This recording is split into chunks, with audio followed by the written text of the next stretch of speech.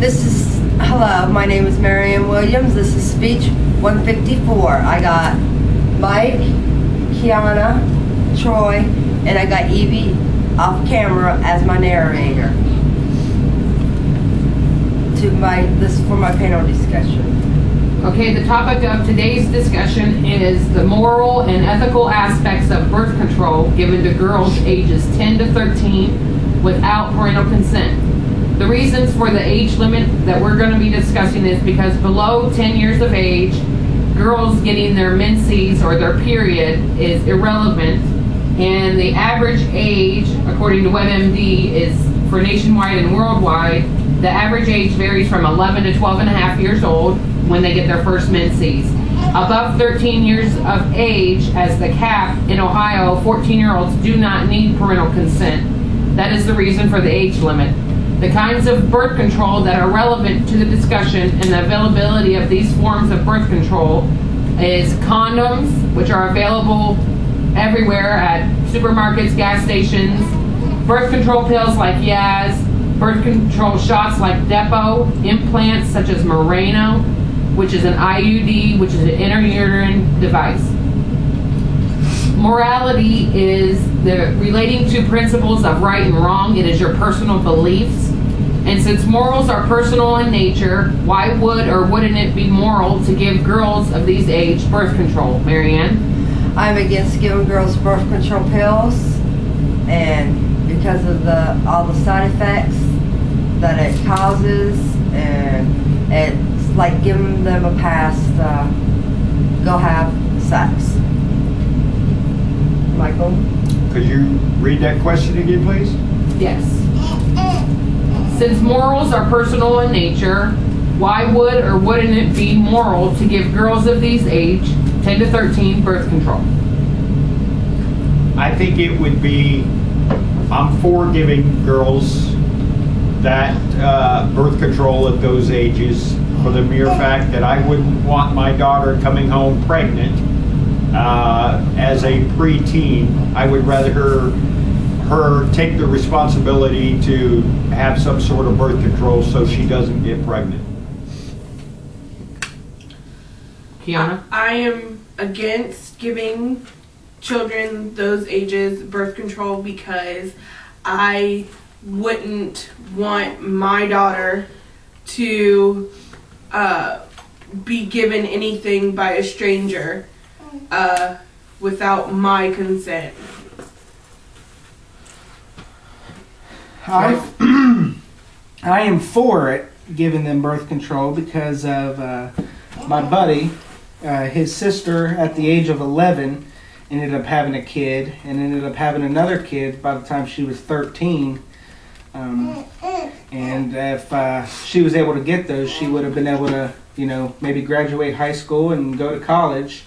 So, it's better safe than sorry. Okay.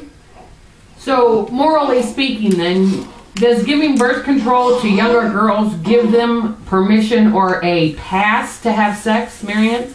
I think it's giving them permission to go out and have sex. It's like, here you go, like giving candy to a toddler.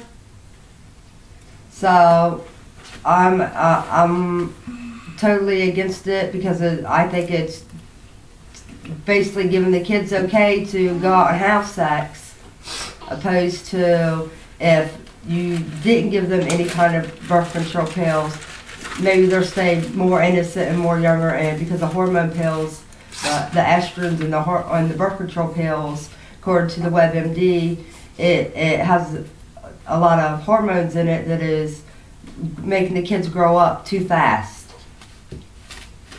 Could you read that question again, please? Morally speaking, does giving birth control to younger girls then give them permission or a pass to have sex? No, it does not. And I somewhat refer back to my first answer, but no, it does not give them a pass to have sex, because there's many different reasons why birth control is given to preteens and 13-year-olds, and it's not just a sex thing. It has to do with the responsibility, and 10 to 13-year-olds now are maturing faster, and they're getting smarter, and taking more responsibilities, and I think that it does not give them a pass. It's actually a responsible act to take birth control for all the other reasons other than pregnancy. Okay, Kiana? I think it is giving them a pass because it's just like giving a kid a lighter.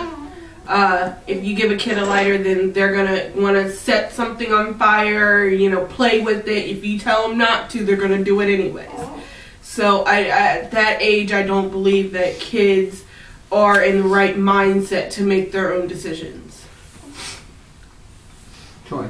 I don't think it gives them a pass because then you could pretty much say that everything gives them a pass.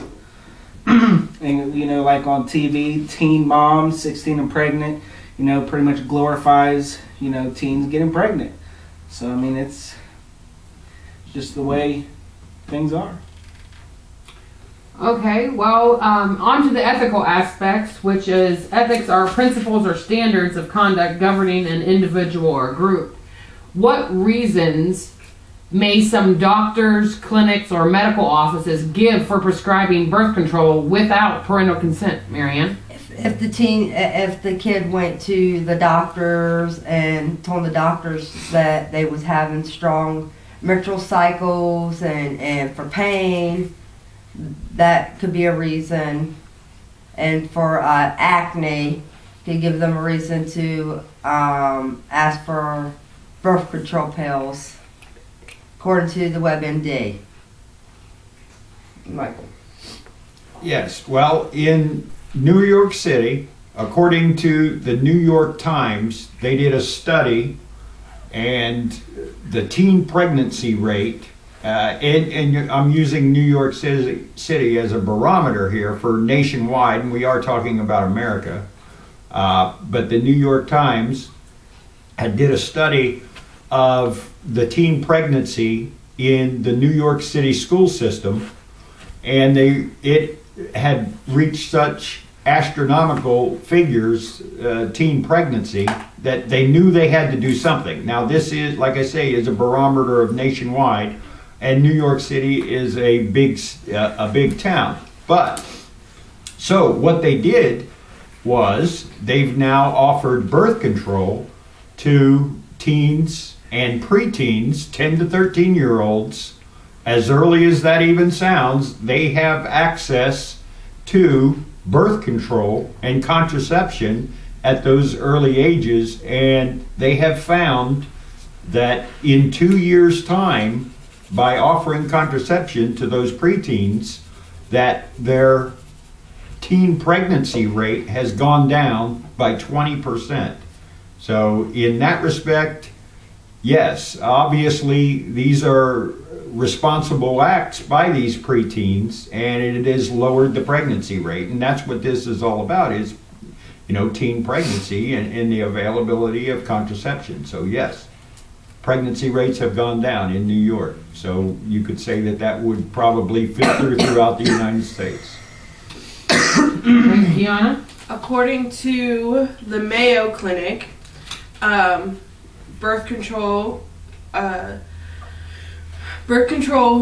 decreases teen suicide and teen depression, and then also going with that, teen depression usually is caused from bullying, so it's helping out 3 different factors, which is good, but I still don't believe that children those ages should be given it without parental consent. I'm definitely for parental consent.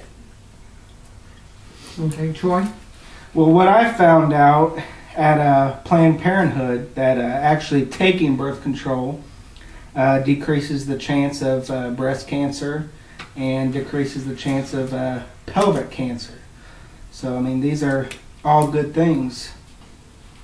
Okay, well, final question. With this being parental consent being a major thing, your personal view is that they need parental consent, correct, Marianne? Yes, And why is that? because I wouldn't want somebody else taking my child to give them birth control pills because who knows if they're going to have a allergic reaction because they don't know what my child is taking at home. So I'm against, without parental consent, of them giving my child birth control because they don't know the side effects that it's going to cause my child because of what I'm already giving my child at home. Okay, and you've brought up teen pregnancy, Mike, twice. So teen pregnancy, that birth control does not protect against STDs, but pregnancy, it is 92% effective according to the American College of Obstetricians and Gynecologists. You're not really for parental consent because you'd rather them be what? I would rather they put the responsibility in the hands of the preteen, the 10 to 13 year olds, because at that point in time, they actually now realize their own bodies. Okay, they are their own person. A 10 to 13 year old is their own person in this world.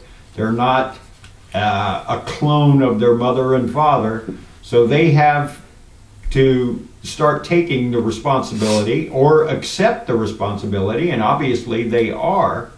And even in today's day and age, you say parental consent, sometimes there's not even parents around to even give consent to. So if a girl was offered contraception, but there's no parent at home in these fractured families and dysfunctional families of today's society, that there might not even be a parent to go home and ask permission of. So, or one that's never around. So, in that aspect, if there's never a parent home, I mean, and you have to get parental consent, then that child would more than likely end up being pregnant, but just because they couldn't get parental consent. So they don't have to have it. They can be proactive about getting contraception and be able to move on.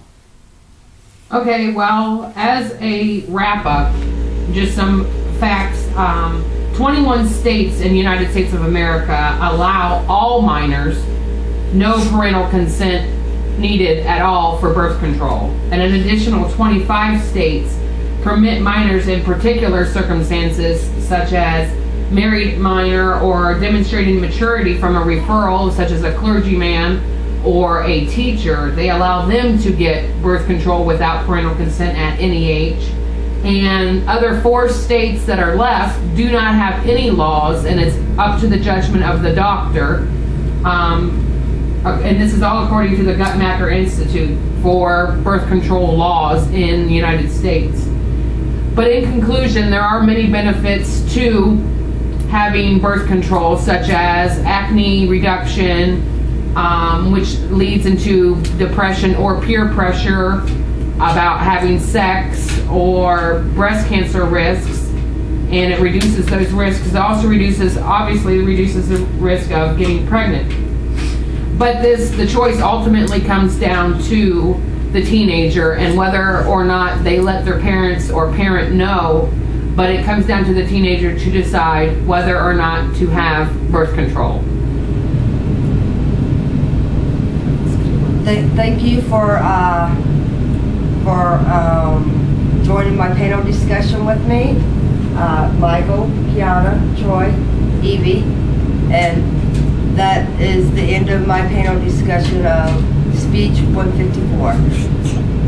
Thank you.